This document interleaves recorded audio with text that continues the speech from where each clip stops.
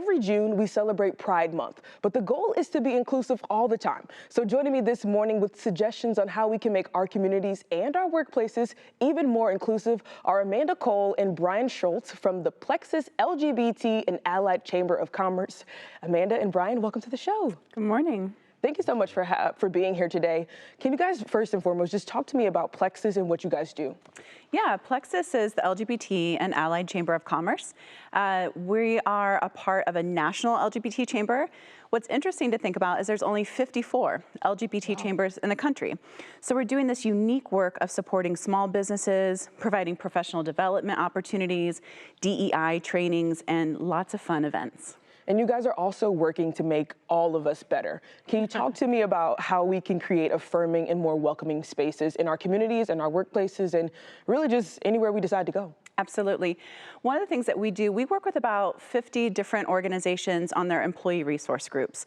So in larger organizations, they can form groups based on identity to help with a sense of belonging, creating inclusive policies and practices, and provide opportunities for learning, education, and training. So that's the things that we can do within our workplace. And then when you're walking through a neighborhood like Gordon Square, right? Seeing a pride flag in a small business display, walking in and having somebody greet you in a welcoming way, hiring LGBTQ folks and seeing that they're happy when they're working for you are ways that from an organizational and a business standpoint that we can make better, more vibrant communities. And Brian, I understand that you guys also do a lot with networking. Can you talk to me about why networking is so important to the LGBTQ community? Yeah. Yes, we know for most minority groups that being able to have access and being able to be visible, especially in the workplace, and make those connections is very important. It also provides a space for people to show up as themselves and be authentic, and then that spills over into the workplace and into their daily life where they can keep showing up being themselves, and then gives them greater access as well. Amazing. So the goal of this conversation is to make us better allies, but so we can't be a better ally without knowing the concerns. So what are some of the top concerns that the LGBTQ community is facing right now? Yeah.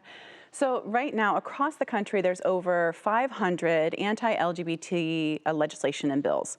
And a lot of this focuses on, I'd say the majority focuses on transgender kids. So this is the most vulnerable of any group is young people. Right. And then within the LGBTQ community, we know it's our most vulnerable. And this is things like not allowing transgender girls to play sports, not allowing us to talk about LGBTQ families in schools, removing books from libraries. And so that lack of visibility, the attacks that it feels like, and I mean, I'm a parent.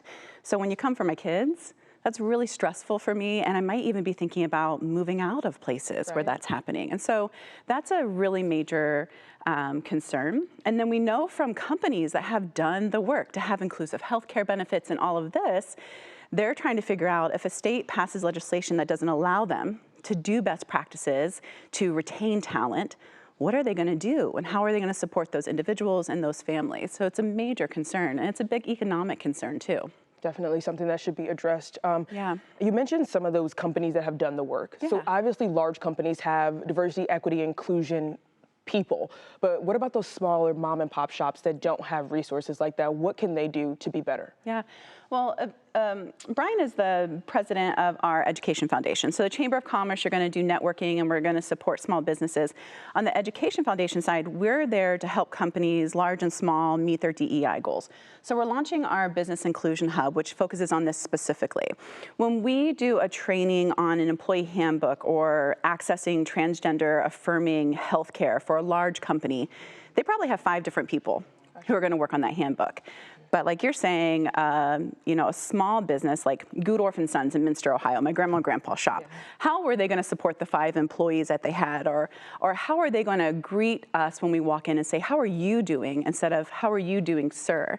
Right. To my wife, just because she has a short haircut. So we're looking to meet them where they're at and provide those trainings, the connection, the networking, and the resources and support. That's what we're working to do.